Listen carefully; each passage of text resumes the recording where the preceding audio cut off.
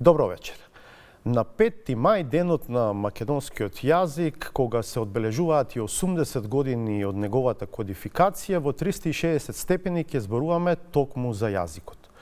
Во фокусот ќе ни биде законот за употребата на македонскиот јазик, усвоен во јануари 2024 година, со кој се врзуваат многу надежи, но кој се уште не профункционира.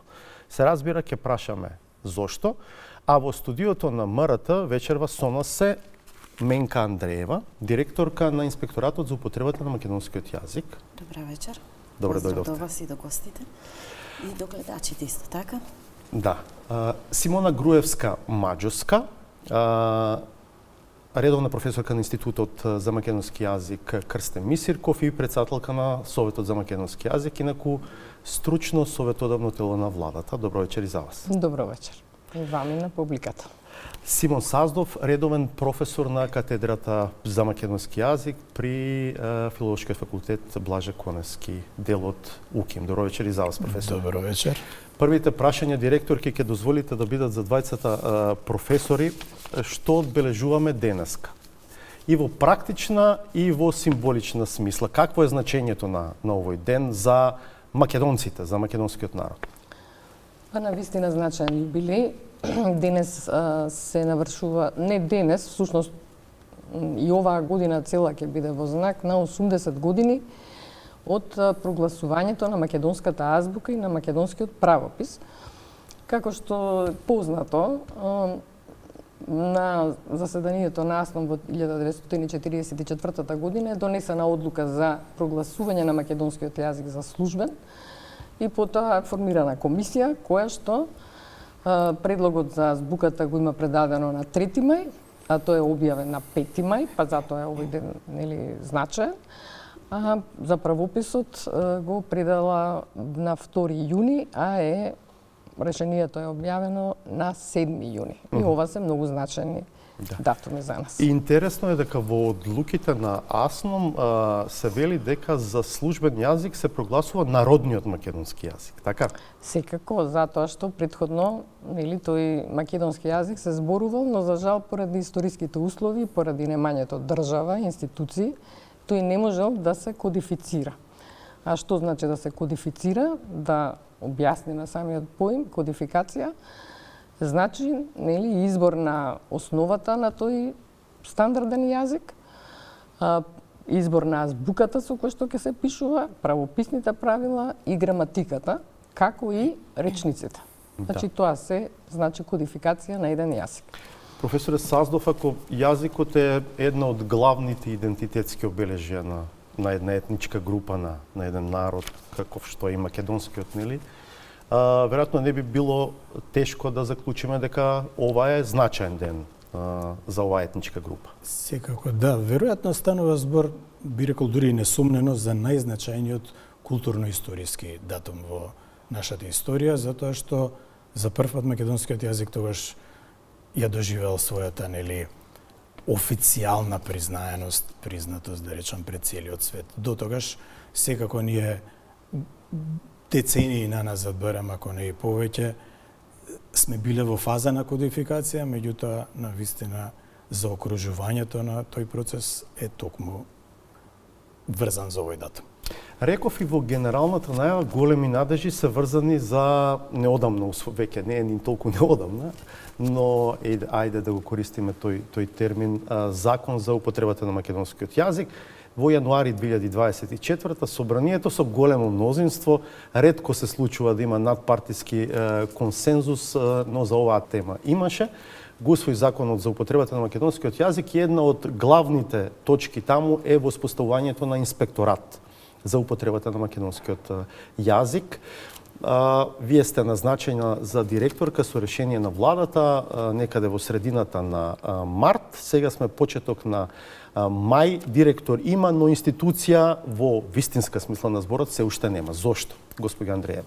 Така, ви благодарам на прашањето. Најнапред ќе ми дозволите да го честитам денешниот јубилеј, 80 години од кодификацијата на македонскиот стандарден јазик и чест, но и голема одговорност е во оваа година назначување, нели, односно функцијата директор на Инспекторатот за употребата на македонскиот стандарден јазик. Практично прв пат се случува да се формира таква институција кај нас. кај За прв пат во историјата се формира една ваква институција која што треба да стои во одбрана на македонскиот стандарден јазик.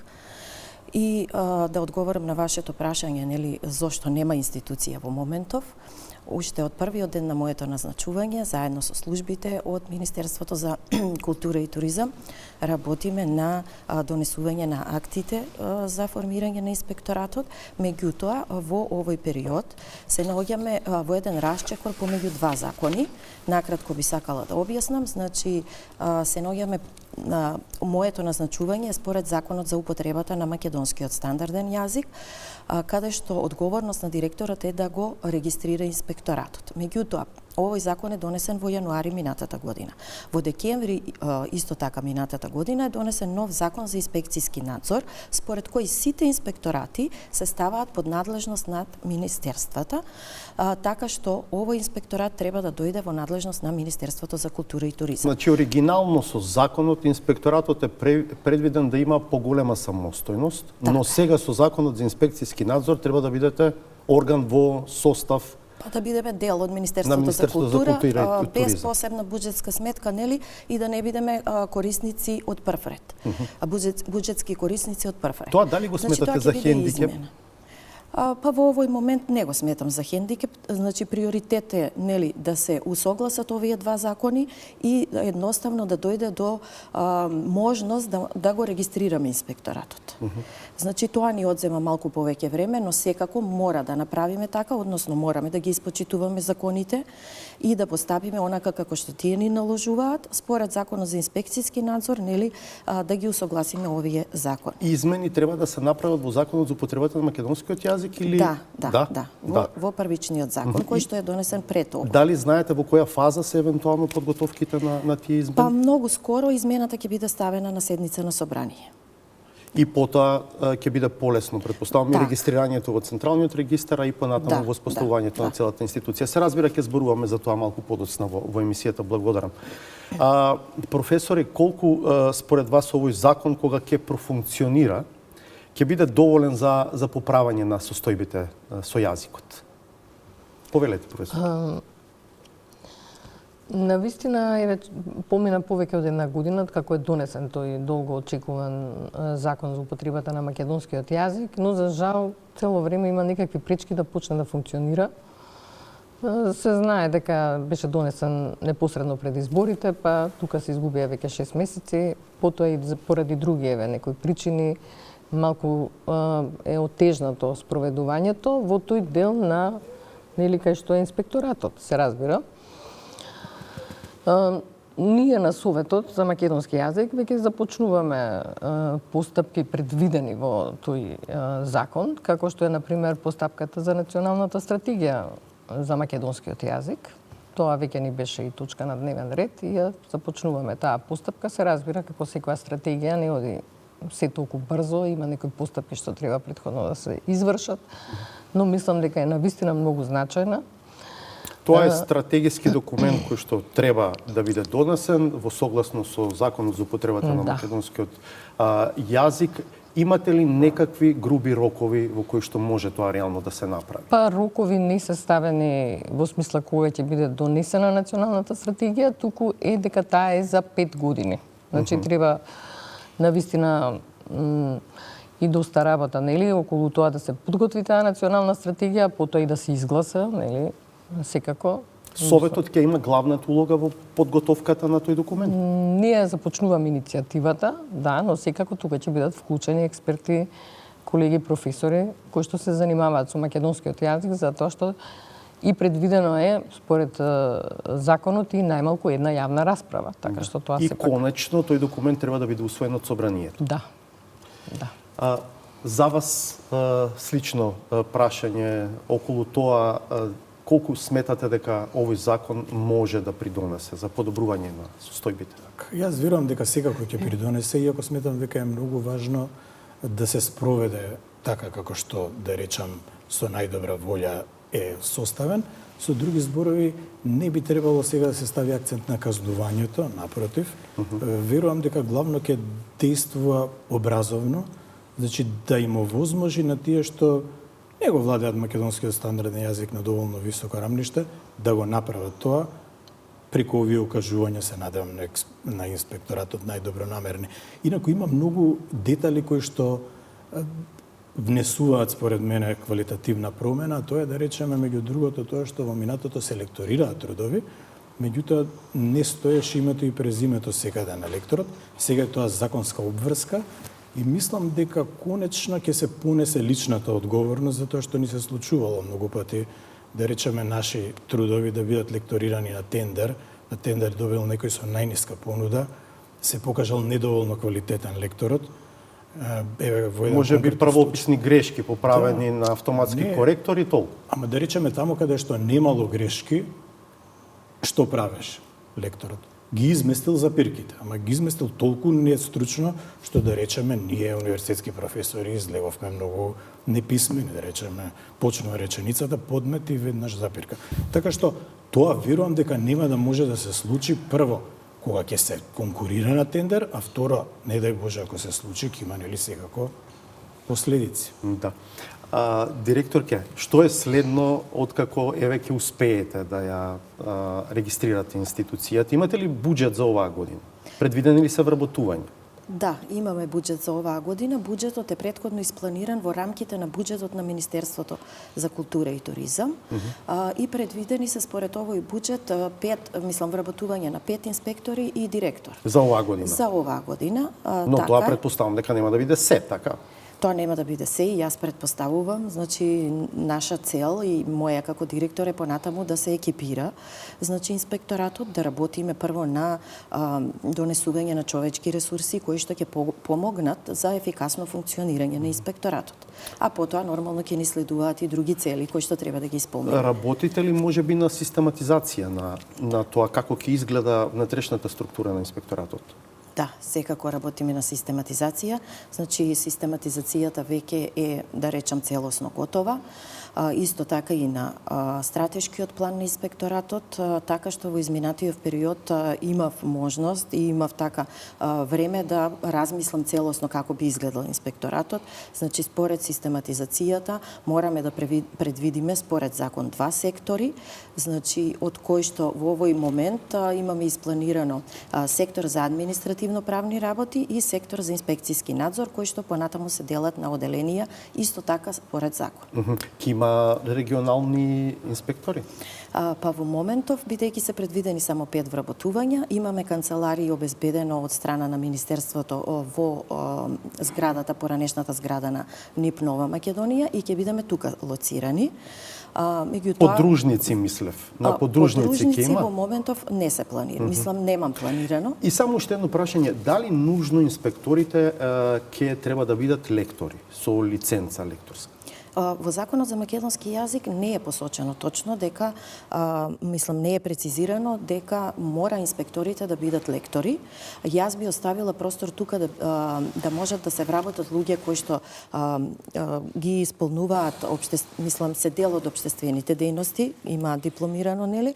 Затоа што тука би можеле да вработиме и правници, не само лектори, бидејќи задачата на инспекторот во моментот на инспекцијскиот надзор ќе биде да утврди дали институцијата за почеток има лектор вработено, а не целосно да ја проверува работата на лекторот, затоа што тој ќе биде задолжен да ги лекторира внатрешните акти на Значи тој од формален аспект ќе го проверува спроведувањето на законот, а не од содржински. Тоа е сепак оставено како одговорност на лекторот. Значи за почеток кажав ќе биде тоа формално за да се провери дали институциите имаат вработено лектор. А доколку имаат вработено лектор, негова задача ќе биде нели да си ги средува и да ги лекторира сите внатрешни акти и надворешни акти за актите за организација на секоја институција. Професорке Груевска Маџовска, ете слушнавме, инспекторите не мора да бидат лектори. Но секоја јавна институција, независно дали на централно или на локално ниво, секоја образовна институција, секој медиум ќе мора да има вработено лектор. Според вас, ќе има ли доволно кадар да се одговори на ова барање од законот? И доволно квалитетен кадар? Тука не знам дали целосен одговор би можела да дадам. Дали има доволен број, бидејќи не ја знам точната бројка на лектори со лиценца. Ама еве професорот и колегата Саздов Директорке, вие имате бројка? Бидејќи Министерството води регистар, мислам дека така. Да, објавени се на страницата. Јас би кажала дека минатата година, некаде пред крајот на минатата година, имаше околу 70 регистрирани лектори. Тоа е мала бројка. Не. Меѓутоа, тука не се наоѓаат на таа листа оние лектори кои што се претходно положени и имаат уверение. Затоа што има еден преоден период помеѓу уверение и лиценца. Мене ова ми изгледа на мал број. Јас мислам дека бројката е поголема, но добро. Поголема треба да биде. Можам точно да ви кажам. Значи, како член на претходниот состав на Комисијата за полагање лекторски испит, имам информација дека значи тогаш беа над 400. Сега се веројатно близу 500, најмалку со лекторска лиценца од 1999 година. Така. Повелете, простете, ве прекинав. Не, еве точната бројка колегата ја знае, јас не ја знаев, но секако дека се поголема бројка и се разбира дали сите се заинтересирани да бидат вработени во такви институции или се вработени на веќе и така натаму, не знам точно со колку би можело да се располага од таа бројка на вкупно лектори со лиценца, колку се расположлив кадар за вработување по институциите. Да, може ли ова да биде следна некаква потенцијална пречка во спроведувањето на законот?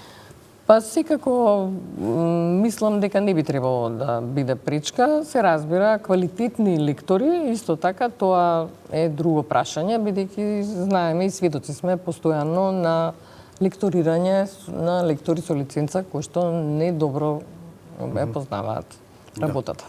Професор, разбира, само да додадам дека Советот има право, како што знае и колегата, да поведе постапка за одземање на лиценца. Тоа е интересно, сакав и јас да ве прашам околу таа потенцијална процедура на предлог на Советот, Министерот за култура и туризам всушност одлучува, но на иницијатива на Советот. Тоа е чувствително прашање. Многу чувствително прашање, бидејќи знаеме какви се проблеми се случуваат кога и лекторот на вистина не е виновен. Не е виновен, на вистина се случуваат тој да се ја заврши добро работата, па потоа неговите корекции некој да не ги внесе, па да отиде да се објави така. Значи има навистина многу комплексно прашање тоа. Но дали сте размислувале, дали ќе практикувате таа можност која што ви ја дава законот? Да, се уште не се поставило тоа како прашање во работата на Советот. Еве, ќе видиме во иднина ако се случи нешто навистина многу лошо, нешто значајно, од некој значаен документ и така, може би ќе го искористиме тоа право. Сега за сега не. Лиценциран лектор подразбира некој кој што има завршено студии по македонски јазик, така?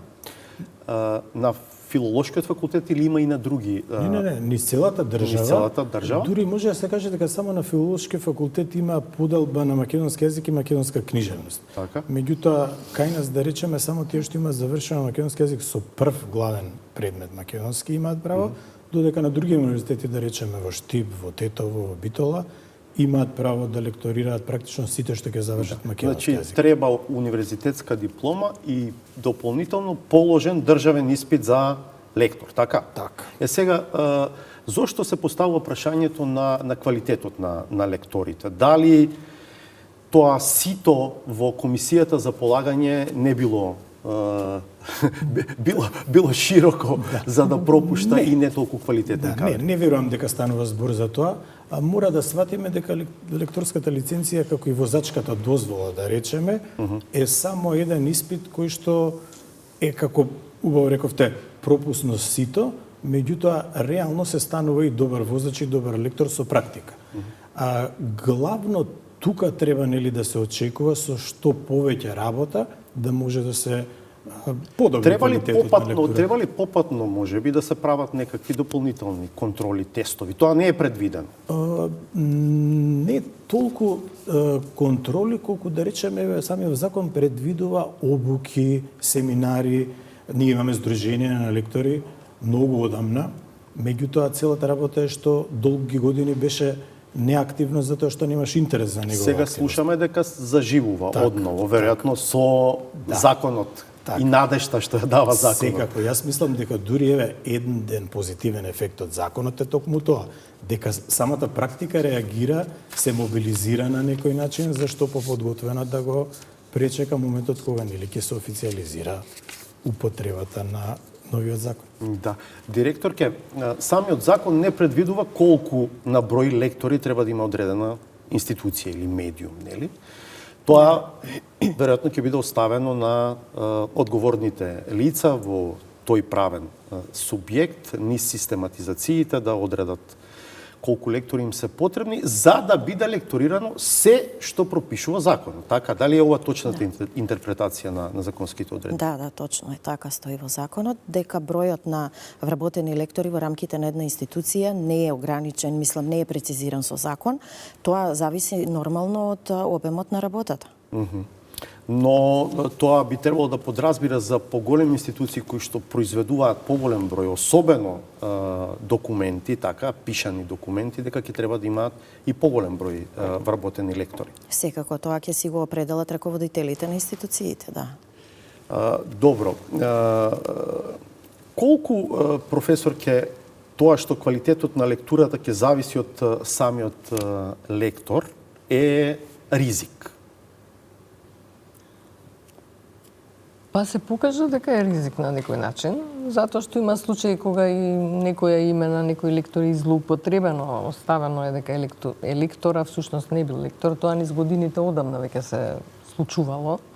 Затоа и реков малку е комплексно тоа прашање за да се утврди одговорноста, но факт е дека самата лекторска работа е навистина тешка и бара многу голема концентрација и дека се случуваат грешки, се разбира. Но се бара знаење добро во што се сетнува и од практиката на вистина. Колку во институтот сте отворени за консултации со лекторите практичари? Ние сме отворени за консултации. Од Советот за македонски јазик сме исто така отворени и веќе добиваме и одговараме на прашања од лектори кои што се вработени во институции.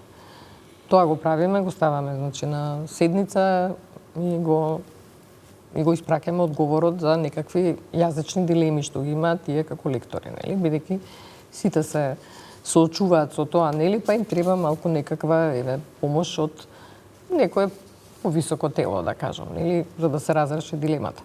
Тоа веќе го правиме. Може ли да споделите, например, на што се однесуваат главно прашањата еве во модерно, во современо време? Не, еве имавме ние прашање на Советот, например, употребата на дали во законите, дали кога се однесува за законите треба да се каже стапи на сила или влегува во сила. Значи, и одговорот ваш? Ние одговоривме дека влегува во сила треба да биде префериран одговор на тоа. Мислам, тоа беше нашиот одговор, дека треба да се преферира таа форма. Се разбира, не е погрешна ни другата, но кога се сака да се унифицира се и да биде исто, нели, бидејќи во Уставот е напишано дека влегува во сила, да. Така што тоа ни беше одговорот на тоа прашање. Да. Професоре, според вас, кои се главните јазични предизвици во овој момент за јазикот од практиката, оној во јавната сфера, да речем? Така. Да, мене ми се чини дека малку ќе треба да обрнеме внимание, иако и во законот е обрнато внимание на тоа, дека преголем е напливот на интернационализмите. Значи, веќе нам како да ни се потребни речници кои што ќе ни ги објаснат домашниве зборови наспроти странскиве. Излегува дека толку е англискиот доминантен во нашето секојдневие што секој човек употреба многу повеќе интернационализми отколку зборови од домашно, кои што не само што ги има, туку се извонредно многу на број и ние имаме сосема добра домашна лексика. Меѓутоа, за жал, не се познава И мислам Кој треба да биде погласен, поактивен? Дали може би Институтот за македонски јазик, да речеме во регионот Хрватска е некаков пример за држава која што речиси се преведува и наоѓа соодветни неологизми, нели, за тие интернационализми. Кај нас не е така. Зошто? Професор? Веројатно не е само Хрватска, и Словенија. Веројатно е тоа до прво односот на сите говорители на јазикот, можеби со повеќе почит кон јазикот и со повеќе почит кон професионалците. И нивните, нели, одговори на некои прашања, бидејќи се случувало, велите Институтот за македонски јазик, но ние сите, не само и катедрата, мислам, повеќе пати сме реагирале за некои зборови кои што навлегуваат во македонскиот јазик, нели, за кои што ние имаме соодветни зборови веќе во јазикот, но прашањето за мода исто така тука со јазикот е многу важно, зошто се преферира или се дава предност, нели, на странскиот збор. Но ние сме укажувале, веројатно останатите граѓани немаат доволно, можеби, почит кон нас или кон самиот јазик да го чуваат, да биде, нели, во најдобрата своја форма. Инаку во Хрватска има дури и конкурс годишен за збор на годината, каде што секој граѓанин може да предложи некој збор, па нели со гласање да се прифати или да не се прифати. Тие се некои, не знам, мислам, позитивни аспекти од тоа прашање и дека можеби треба малку да и јавноста да биде позаинтересирана и да прифаќа, бидејќи ние некогаш укажуваме, меѓутоа не ни се слуша доволно гласот. Професоре, истото прашање со едно дополнување. Дали тоа што и нема доволно продукција, да речеме, видео, играна продукција. Тука е повикан делумно јавниот сервис, се разбира, но за тоа треба да има и пари, нели, и буџет за да се прави. Понатаму можеби на недоволна продукција на литература за деца, за младинци на македонски јазик. Дали тоа има некаков свој придонес? Секако дека има, мене ми се чини дека крајно време ние малку повеќе да обрнеме внимание на тоа колку се нашиве најмлади, да речам, деца изложени на странски јазици. Мене првпат ми се случува оваа година, затоа што работам и со студенти што студираат англиски јазик, да имам во група студент кој што звучи целосно странски. И јас бев убеден, како што се случувало, нели, во минатото, дека станува збор за некој што се вратил од странство и дека целото свое образование го имал таму. И излезе дека буквално студентов цело време се образува во Македонија. И вие, значи, тука имате еден... И како зборува? Значи, тој буквално зборува како да е дојден од Америка и, значи, нема наш изговор на вокали, на консонанти, што е просто неверојатно како е поминат низ системот до високо образование и да не можел тој барем малку да се искоригира. А синтаксата каква му е, да речем? Лексиката што е користи? Па, добро, тука да речеме и не е толку тоа видливо, затоа што се зависи од тоа колку во текот на часот е активен за да го чуете. Меѓутоа, фактот дека основното му недостасува, навистина треба многу да не загрижи, така што се ова што го споменавте игра своја улога. Ние мораме да најдеме начин да издвоиме средства што повеќе да бидат младите изложени од најрани години на македонскиот јазик, за да можат меѓу другото и да го засакаат и да го научат. И да го направиме тоа мода и вредност, која што ќе се почитува. Да, така Едно време беше така, мислам дека, некаде можеби до 2000-тата, ајде еден, јас вака условно ќе кажам, дека тоа е периодот веројатно во кој што и јас се образував, но некако потоа како да почнаа да тенденциите да одат надолу. Сега пак како да има некакво делумно будење, ама не е се уште тоа. Директорке, вас сега да ве прашам, професорот го начина прашањето околу тоа каква ќе биде казнената политика. Впрочем, таа е пропишана во законот и се знаат, нели, прекршосните санкции кои што може да бидат изречени, но каков ќе биде пристапот на инспекторатот во смисла на казнување? Така, значи казнената политика, односно казните кои што се опфатени во рамките на законот, во моментов приметувам дека се интересни, нели, и наидуваме на повеќе прашања, меѓутоа она што сакам да го истакнам дека целта на инспекторатот е да го заштити јазикот и на тој начин ќе реагира најпрво превентивно, со тоа што при превентивните инспекцијски надзори треба да биде утврдена моменталната состојба на терен. Значи, за да можеме да направиме една целосна анализа како понатаму би реагирале, нели, и како би продолжиле со целокупната работа. Значи, не веднаш казна. Така, значи најпрво ќе следуваат превентивни инспекцијски надзори со записници утврдени, нели, на самото место на инспекцијскиот надзор и со утврдени неправилности. Доколку бидат утврдени неправилности, ќе има определен временски рок институцијата да може да ги отстрани тие неправилности или да вработи лектор доколку нема, потоа со определен временски рок да ги отстрани неправилностите во службените документи и во јавните акти. Даден е некаков разумен рок во кој што тоа треба да се направи или вие ќе ги задавате роковите? Ние ќе ги задаваме роковите, она што отприлика сме го разговарале е минимум 2 недели. Значи, еве сега, добро, ама ако некој нема лектор за 2 недели, не може да вработи. Да, мислам на отстранувањето на на лекторските грешки. А понатаму и на, нели, грешките во однос на јазикот. А понатаму за вработување на лектор секако дека е потребно повеќе време. Промена на систематизација во рамките на институциите, процедурата, постапката ја знаеме, така што ќе определиме и подолг временски период. Во неформален разговор, еве пред емисијата зборувавме за тоа дека во собранието наводно има само 2 вработени лектори. Во владата наводно нема ни еден.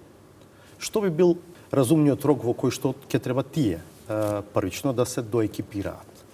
Па видете, наша следна цел е да разговараме со сите институции, да поставиме една соработка со институциите и со останатите и министерства, и институции образовни и така натаму, и да го определиме заеднички рокот, кој би бил најсоодветен, нели, и најразумен, за да не ги ставиме институциите во незавидна положба. Да, оти сето тоа подразбира финансиски импликации, еве вака со правнички речник да се изразам. Институциите, ако немаат предвидено, ќе треба да предвидат буџети за вработување, па тоа треба, нели, процедура да се одобрат места во систематизациите и така натаму, ќе треба време. Да, затоа ги спомнав и министерствата, бидејќи тука спаѓа, нели, и Министерството за финансии. Треба да видиме, нели, дали имаат предвидено во буџетот. Ако немаат, нели, за наредната година да се предвиди, така што нашата соработка веднаш по регистрирањето на инспекторатот ќе биде, нели, со институциите да можеме да направиме еден убав стратешки план за понатамошната работа. Што е со приватните ентитети, со компаниите? Да, истото се однесува и за приватните компании, за сите предпријатија кои што се формирани, нели, по закон, и тие треба да имаат, да обрнат внимание на лекторирањето на декларациите. Што не значи дека мора да имаат вработен лектор, така? Па не значи дека мора да имаат вработен лектор, затоа што доволно е, доколку, например, хонорарно или со договорни услуги, го ангажираат лекторот по потреба. Ако Услов е да пишува кој го лекторирал. Услов е на декларацијата на производите, која што е преведена од било кој странски јазик, нели, доколку е увезен производот, на декларацијата да стои името на лекторот и, нели, негови лични податоци, мејл, телефонски број, за да може да се контактира. Не, Google Translate не се прифаќа. Добро. Професорке, според вас, кои се најалармантните области? Каде најургентно треба да се многу се. реагира? Јас морам да кажам дека исто така со нетрпение очекувам инспекторатот да започне да работи, бидејќи за мене долгогодишен проблем е навистина статусот на македонскиот јазик во Македонија, во смисла на таблите на институциите. Ние имаме јасна законска регулатива и во уставот е пропишано дека македонскиот јазик е прв, другите јазици може да бидат, нели, на по македонскиот јазик, зависно, нели, од кој јазик, зависно во која единица на локалната самоуправа, нели, може да има и трет и четврти јазик. Да, се е дополнително на македонскиот. Да, но македонскиот јазик треба секаде да биде на прво место и ние сите знаеме дека тоа не е така. Со години ние тоа го зборуваме, во таа смисла сакам да кажам дека ние укажуваме многу пат на многу работи, но не се презема ништо во врска со тоа.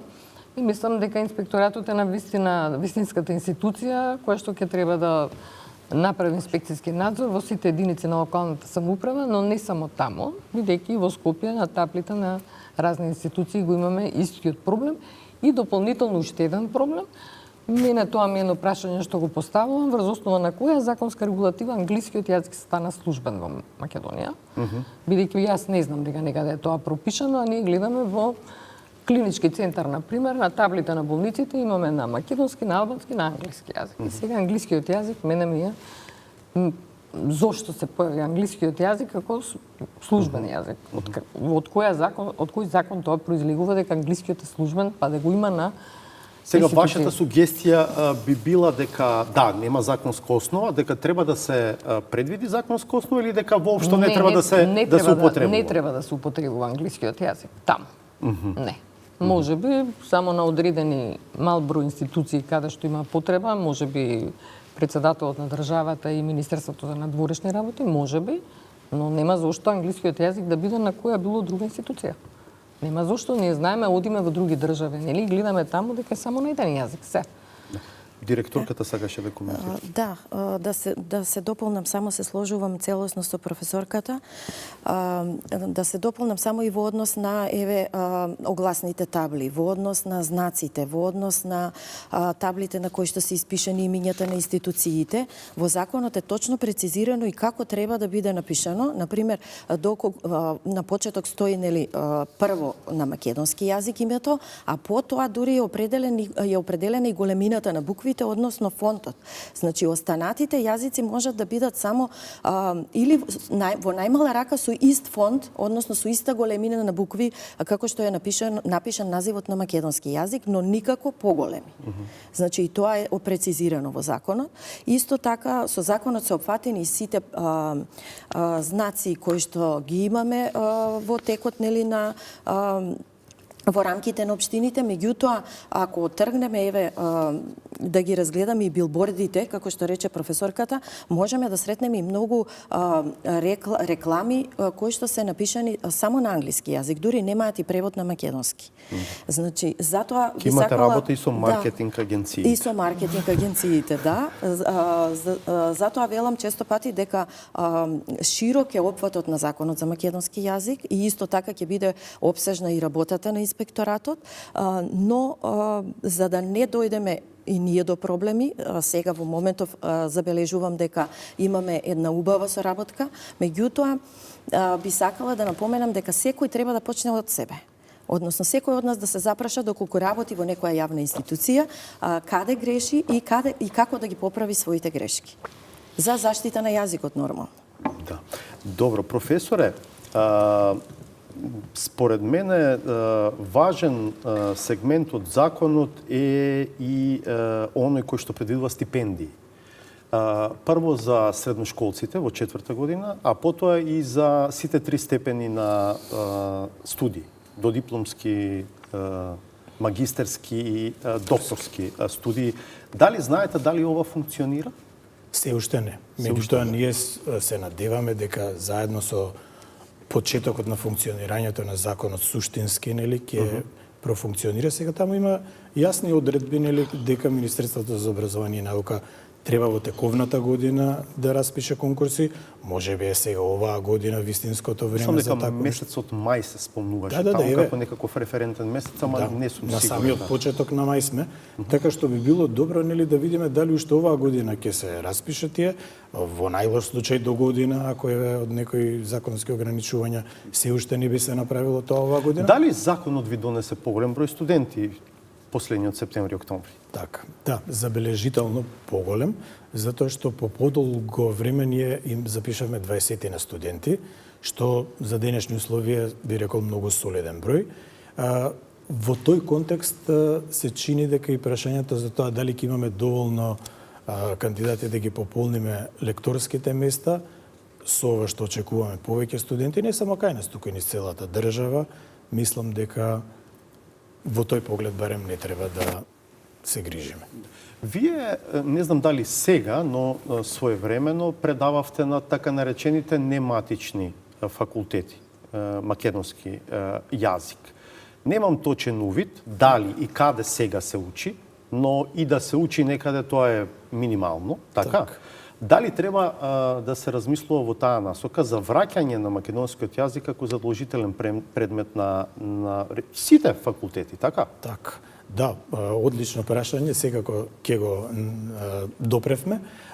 Јас се уште предавам на Природно-математичкиот факултет во Скопје и вака јавно би сакал да ги пофалам дека во континуитет ја одржаа таа настава како задолжителен предмет, барем за тие што ќе бидат утре професори, наставници, да. И во колку семестри се слуша таму македонски? Таму се слуша во еден семестар, меѓутоа фактот дека се многу институти, а сите тие што имаат наставна насока го слушаат, е навистина за пофалба. Дополнително и како изборен функционира и што е најинтересно го избираат студентите, дури кога не е задолжителен. И сега тука посебно сакам да ги споменам и студентите на Финки, кои што оваа година, верували или не, иако е главно изборен предмет, се запиша во бројот 140. На Финки? Да. Студенти на Финки слушаат 140, колку што да речеме можеби на цел филолошки не слушаат. Сега и професорката ќе вклучиме тука исто со прашањето дали мислите дека треба да се шири секако тој круг, тоа да стане задолжително. И уште едно прашање, да речеме јас кога студирав не учевме применет јазик. Дали треба на тие студии да се предава применет јазик? Ме разбирате што ве прашувам, така? Повелете. Да, јас навистина ќе кажам дека ова е за пофалба, што кажа колегата за заинтересираноста на студентите. И така треба и да продолжи. Ние мислам дека и на јавните расправи за новиот закон го зборувавме тоа дека треба да биде задолжителен предмет на сите факултети. Меѓутоа и намалувањето на обемот на учење, еве на студиите по новинарство, вие сигурно сте учеле 6 семестри, сега ми кажа дека има само 1 семестар македонски јазик. Тоа е трагично. Тоа е навистина трагично, бидејќи новинарите се навистина важни за јазикот. Така што мислам дека прво треба да се врати на она што било да се слуша 6 семестри, а дополнително да се вклучи и на други факултети. Секако дека тоа е ќе биде Но дали е исто да бидете студент на новинарство и студент на македонски јазик?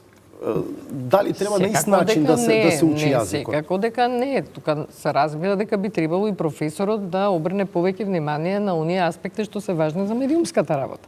Нели, и тие проблеми што се појавуваат при медиумската работа и на таа терминологија, нели, и така натаму, така што секако дека тука би требало за секоја струка да биде поспециализиран тој курс по македонски јазик. Да, професор.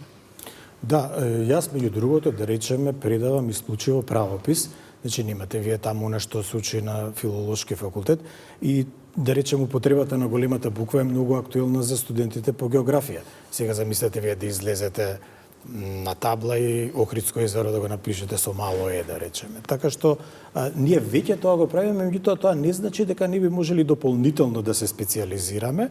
Иако јас би споменал дека јас лично ги решавам тие работи на тој начин што на студентите им оставам иницијатива, се што ги интересира од областа да прашаат и прашуваат многу често, но секако дека има простори за подобрување на содржината. Директорката Андреева е наставничка инаку, така, повеќе годишна во основно или во средно училиште? Во основно училиште, меѓутоа 3 години предавав и во средно училиште. И какво ви е искуството за односот на учениците кон вашиот предмет?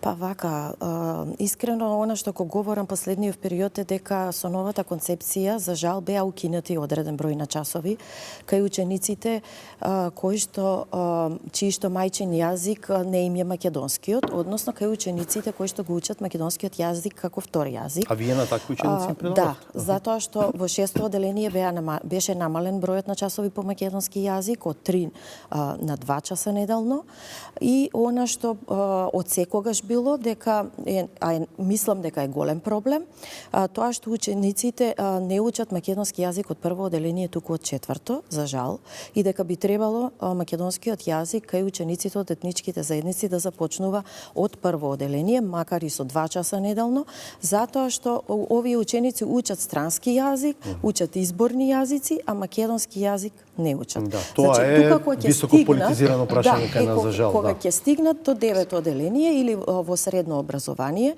тогаш го согледуваме проблемот дека кај овие ученици би било подобро да учат и подолг период од најмали нозе македонски јазик, за да можат кога ќе дојдат во средно образование да имаат подобра основа. Разбирам. По врска со оваа тема би се надополнила на директорката. Ова прашање за од кога се започнува да се учи македонскиот јазик како немајчин, ние го фативме, исто така го ставивме на седница на Советот за македонски јазик и упативме барање и до Министерството за образование и наука и до владата, речиси пред 2 месеца мислам, на кое за жал се уште немаме одговор. Во тоа барање наведуваме дека македонскиот јазик сметаме дека треба да почне да се учи од прво оделение, со фонд од 3 часа неделно, а не од 4-то оделение со фонд од 2 часа, како што е сега. Бидејќи англискиот јазик, повторно еве сега ќе го споменам, се учи од прво оделение со 3 часа неделно фонд. А македонскиот од 4-то е на ниво на втор странски јазик со 2 часа. И навистина тоа е недозволиво за државниот јазик. И сведоци сме дека нели едноставно се нема доволно познавања и дека тука треба нешто да се смени. Тоа е од порано, повеќе години е така, но резултатот е да не се познава доволно македонскиот јазик и мислам дека треба сериозно некој да се зафати со тоа прашање. Имате вие своје мислење за ова?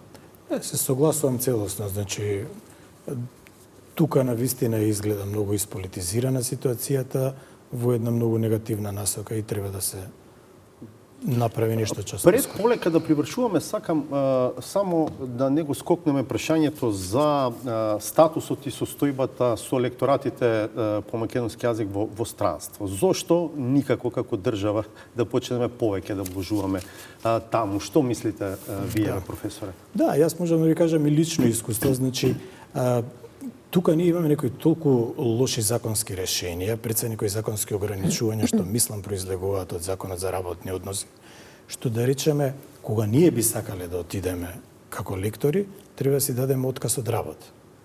И сега ќе речете, можеби тоа не е доволно атрактивна работна позиција за редовни професори, меѓутоа по исклучок да не ви се верува дека има потреба од таква нешто. Еве конкретно ќе ви кажам пример, значи Република Кина по подолго настојување конечно успеа да воспостави контакт со нас, со Универзитетот Кирил и Методи и да побара соработка во смисла да испратиме лектор на еден од најугледните во светот, би рекол, универзитети во Пекин, каде што македонскиот јазик ќе се изучува како 101 јазик. Значи, ти имаат буквално 100 јазици во секој време што ги нудат. А меѓу другото, да речеме, предвидува и различна плата за редовен професор, за вонреден професор, за доцент и за асистент. Ние со нашиве лоши законски решенија не можевме да испратиме дури ни асистент, магистар, испративме буквално лектор без никакво, да речеме, високо образовно звање и се покажува не одговоривме на барањата на универзитетот. Јас лично за време на ковид држав онлайн часови и мислам дека поставив една основа солидна, стекнаат ја добро мислење за нас, меѓутоа ние некако не се надоврзавме на тоа и сега треба да направиме се, значи на највисоко државно рамниште, да предвидиме дека можеби такво нешто ни е потребно многу брзо, за да можеме, нели, и вакви вонредни ситуации да... Тоа е тажно, зашто ако сметаме, нели, дека јазикот е напаѓан, оспоруван од одредени места, тогаш лекторатите се првата истурена позиција во афирмација на јазикот и тажно е што ете со години веќе ништо не се прави. И мислам дека сите ќе се согласиме дека законски пречки не треба да бидат пречки, дека со малку притисок на институциите, а и тие треба да бидат заинтересирани, на крај може да го продадат тоа добро и во смисла на пропаганда. Така е точно. Не спорно е. Да речеме, еви конкретно, можем да додадам нешто. Кинезите се толку, да речем, објективни и принципиелни, што од кога соопштиле дека ќе доаѓа лектор од Македонија, бугарите веднаш изреагирале. тие не само што не обрнале внимание на тоа, туку го отфрлиле тој протест како никаде на друго место на светот. Секаде е така, колку што знам, во Анкара пред неколку години нели требаше да се отвори лекторат, формално е отворен, но не знам колку функционира тој лекторат, исто така имало реакција од бугарска страна. Тоа веројатно не треба да не чуди, треба да се очекува, но треба да се користи секоја шанса кога таа е дадена, се разбира. При крај сме со емисијата. Професоре, вашата магистарска теза е феминативите во македонскиот стандарден јазик. Тие се многу актуелна тема. Едно од прашањата е, да речеме, психолог, социолог, може ли да има феминативи од овие, да речеме, звања? Да, секако. Значи, меѓу другото, ние мислам дека јазичност мора да покажеме дека имаме решение за се.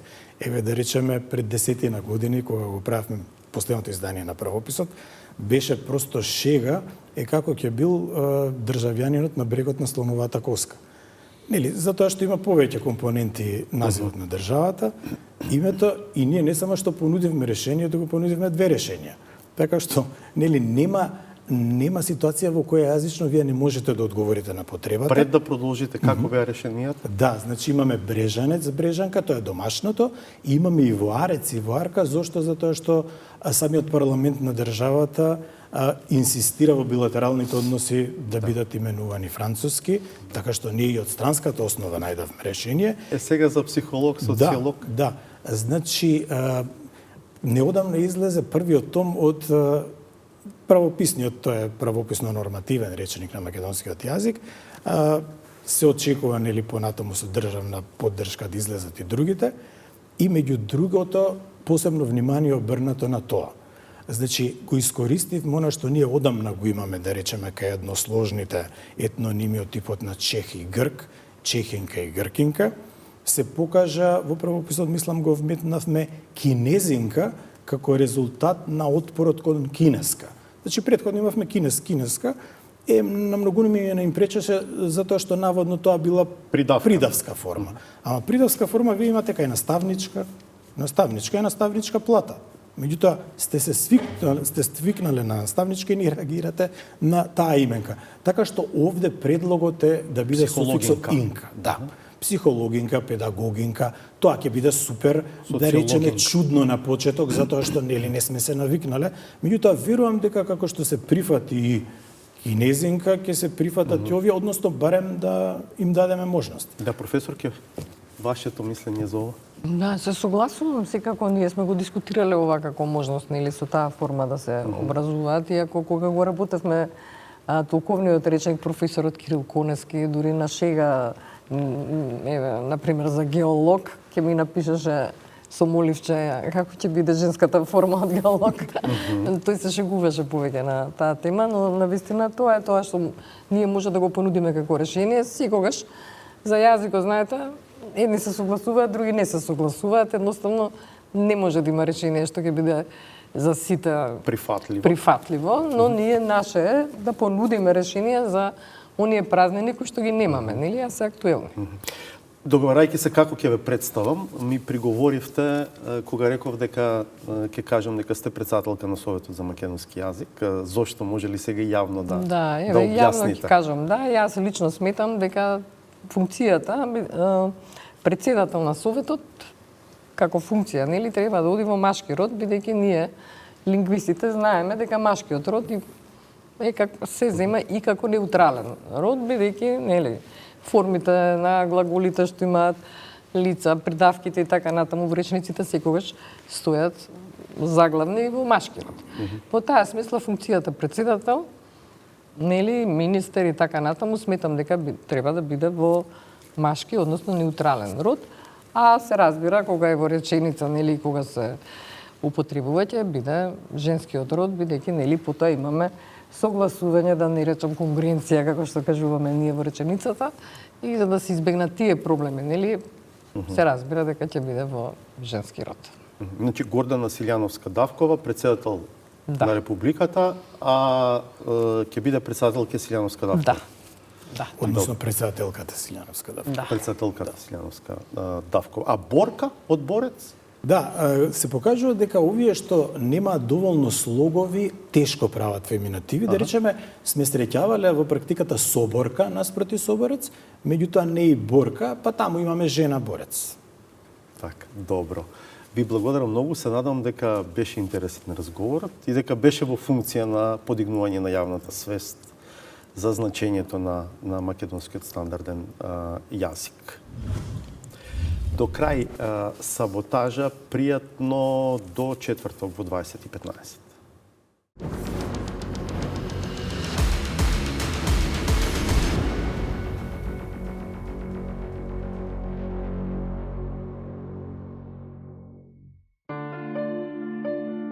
За тие што се исправени пред дилемата кој чекор да го направат, каков потек да повлечат, постои формула за успех која е толку јасна и очигледна. Вртење назад никако, погледот исправен и напред. Абе не гледа минато, гледа идените. Минато носи депресија, идените носи аксиозност. Стеснетиот избор меѓу нерасположение и вознемиреност не нуди баш некаква перспектива. Иако е докажано дека гледањето во зелено смирува и релаксира, тоа не значи дека е иста ситуацијата и со тресењето. Така, например, враќање наназад може, но во конкретниот случај не како заостанатост. Извинете, председателке, едно прашање. Може ретроградно, може. Ретроградно. Едно ретро ја прави разликата меѓу градно и активно и таа не е мала, исто како и ветувањата што се даваат пред избори. Устите се полни во кампањата, а очите празни на крајот од мандатот. Зошто ни еден буџет не е предвидена новата автобуска што ветува автопрограмата? Каде е топлички ред и спа центарот? Каде е туристичката населба Маринкова? Каде е новата градинка во село Екимово? Значи нема да се држите како слеп за стап за некој ветување. Тука гранчаникот пред сите нас викаше кога му питаме за некој предвикат, ќе го почнеме, ќе го завршиме. Како сега? Па добро, ќе ти одговорам. Нема се држи слепо за тие ветувања. Изгледа дека актуелните ги надминале и своите претходници. Затоа можеби не треба да се прави некаква споредба, бидејќи со повлекувањето паралела, ама баш ништо не се докажува. Освен тоа, дека можело и полошо. Пред 3 години направен прест од страна на нашиот советник колега, дека за 3 години направил ЈКП Дервен 25 милиони денари загуба, која што е држен пресод пред Дервен. И ова е за една година минус 36. Па мислам дека овде и тие што не разбираат математика ќе разберат. Таква пресметка не би требало да се прави од ЕСП-от, не излегува така како што се замисли. Компарирањето може да предизвика нелагодност, па дури и ако се навестува дека метрополата на Тиквешијата за некоја година ќе наликува на егејската престолнина. И кавадраци, ќе се прошетате малку, ристо земите го изоки, однесте го Солун во деловната зона. За 2 години ќе наликува тоа на деловна зона каде што чира тука да пазарат и економски кавадар ќе биде стабилен. Абе, началник. Абе, баба ти вакви приказни ми има кажувано пред 20 години. За Солун ако одиме тројцата ја ти изоки, ќе не носиш некоја казино, бела ќе прави. И на крајот, пак околу рецептурата за тоа како да се биде успешен и да се жнеат резултати. Само критични не бива, ја и среќа не прате, а и луѓето не сакат. Сега не може да ви помогнам вас во тој поглед. Тоа е харизма. Тоа е дарба и тоа е интелигент. За целосно да се ограничи просторот за какви било калкулации околу судбината, талентот, шармот и мудроста. И фали само уште едно ција на именката која означува проникливоста. Така се би можело да изгледа на вистина побистро.